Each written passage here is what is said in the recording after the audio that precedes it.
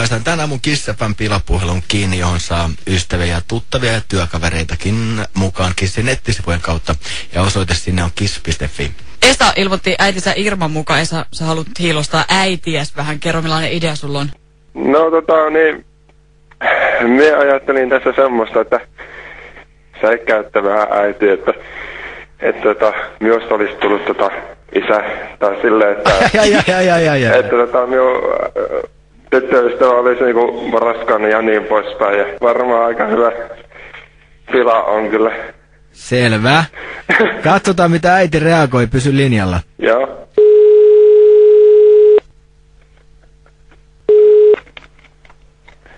Saukkosella. No se on Esa tässä, terve. No terve. Olisiko se äittee siellä? No just tuli. Ootahan hetki. Okei.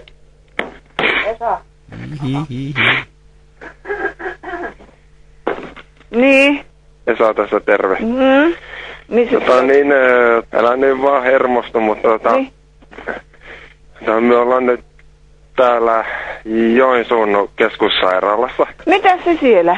No me on tyttöystävän kautta tiellä. Niin? Mikä sulla on? Tyttöystävä, älä ota järkkinä tätä, mutta se on raskaana. Elää hyövetti. Sinä oot isä.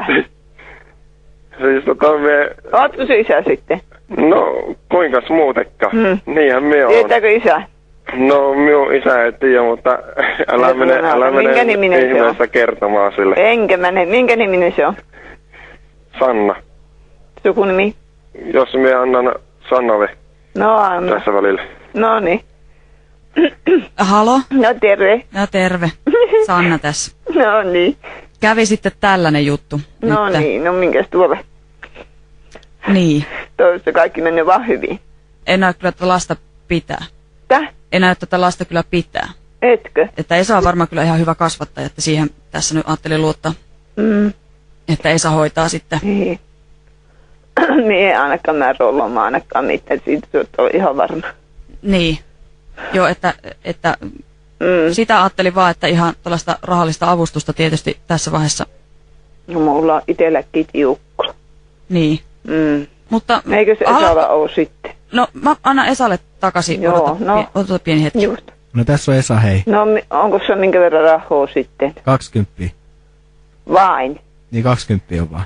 Voi herranen aika. Sillä ei pitkälle pötkitä. No kyllä sillä nyt aina tuttipullo nostaa, että...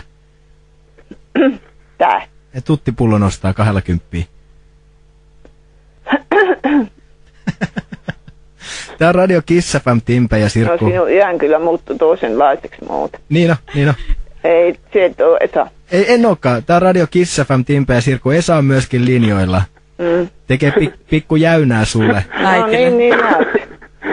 Me on täällä koululla. En mä missään sairaalassa oo. Tää?